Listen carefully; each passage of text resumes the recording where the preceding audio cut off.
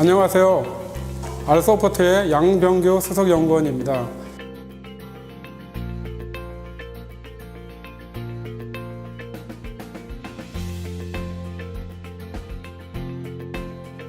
오늘 저는 과천고등학교에 가서 우리 학생들하고 인공지능의 현재 상황과 그리고 인공지능이 향후 어떻게 발전할지에 대해서 이야기해 보려고 합니다. 나는 어렸을 때 꿈이 있었습니다. 로봇 개발자가 되고 싶었습니다. 이게 로봇이에요.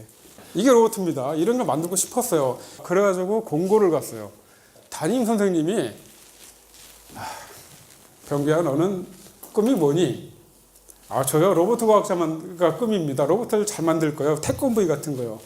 근데 수학 성적은 왜 그래? 에이, 선생님, 로봇을 만드는데 무슨 수학이에요? 그렇게 생각했어요. 정말로 그렇게 생각했어요. 그때 선생님이 그러시더라고요. 뭐라고 물어보냐면, 이거를 또 그리면서 이걸 증명해 보래. 아니, 선생님, 로봇 하는데 그걸 왜 증명을 해요? 그러면 말이다. 네가 만든 로봇가 저길 쭉 간다고 치자. 저 벽으로 부딪힐 것이냐, 문을 통과할 것이냐, 어떻게 판단할 수 있어? 거기에 수학이 필요한 거야. 너는 보면 아는데 네가 만든 로봇은 어떻게 할 수 있어? 그러네요? 그래가지고 책을 샀습니다. 책. 수학의 정석을 딱 샀죠. 뭐 공부하면 되지까지 뭐 별거 있어? 딱 공부했죠. 깨달았지. 늦었구나. 그래서 저는 안타깝게도 젊은 시절에 꿈을 포기합니다. 공장에 들어갔어요. 공장. 공고 나왔으니까 공장 가야지. 열심히 살았습니다. 그래가지고 결국은 프로그래머가 됐습니다. 어떻게 됐는지 그건 나중에 알아보시고 사운드 분석하는 거를 생애에 처음으로 이제 하게 됐어요.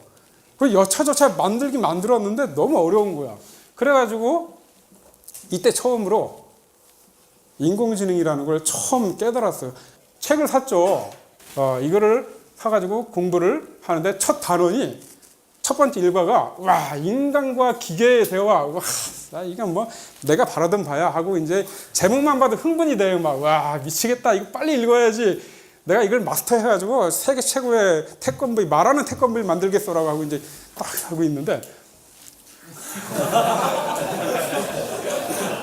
수학의 정석 포기한 지가 몇 년 안 됐는데 이것도 포기해야 되나? 여기서 깨달았죠. 공부 안 하고는 안 되는구나.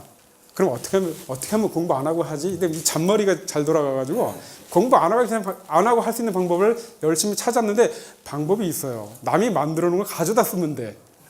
그런 방법이 라고 해서 처음에 그렇게 이제 시작을 했습니다. 그랬더니 어찌어찌 돌아는 가는데 엔진이 좀 마음에 안 드는데 하면은 이제 또 돈이 들어가죠. 또 사야 돼.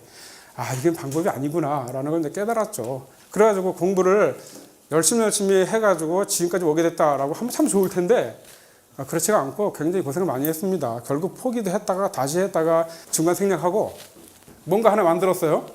나름대로 내 힘으로 만들었던 것보다 사실 한 1000라인도 안 돼요. 되게 짧습니다. 말할 때마다 뭐 나오죠?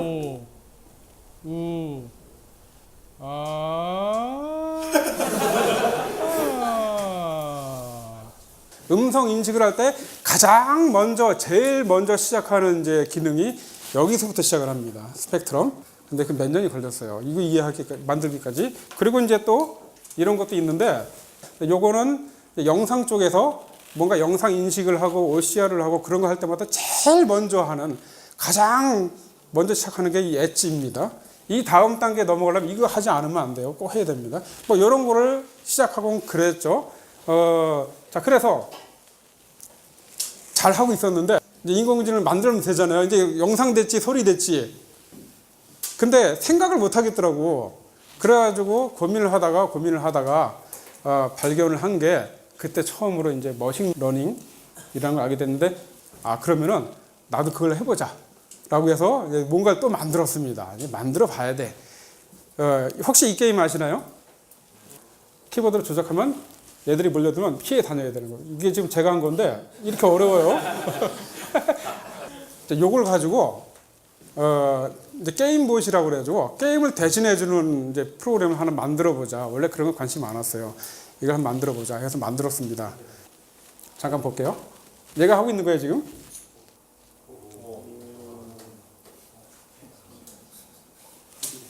나보다 잘하죠, 그죠? 그렇게 해서 딥러닝을 처음 만들었던 게 딥러닝 기반이 이거였고요. 이제 그 다음에 또 했던 게 여러 가지 있었고, 마지막으로 했던 게 오목을 만들어 보자. 이게 지금 2002년이거든요. 2002년, 2003년 때 이런 거 이미 개발자들 사이에서는 많이 유행하고 있었고요. 그래서 그때 느꼈던 게, 야, 이거 되겠다. 통계 기반이라서 어느 한 부분에서는 강력한 기능을 발휘할 수 있겠다라고 마음 먹고 그걸 열심히 또 연구를 했죠. 그래서 그게 오늘까지 왔다라고 하면 참 좋겠는데 그렇지가 않고 머신러닝을 해보니까 저는 결국은 좌절할 수밖에 없었어요. 왜냐하면 내가 기계한테 명령을 할 수 있는데 알아듣게 할 수 있는데 나하고 대화는 못 하겠는 거야. 그래서 대화가 진짜로 되게 하고 싶다라는 마음에 이제 언어, 심리, 철학, 사회 그런 거를 뭐 이런 거 여기는 이제 언어에 관련된 거 국어 형태의 단위, 의미와 단어 형성 이거 다 논문이거든요. 그리고 뭐 이런 거 이건 국어가 아니라 언어, 이야기, 대화 그리고 또 감정이라든가 심리 이런 것들을 보게 됐고요. 자 그렇게 해서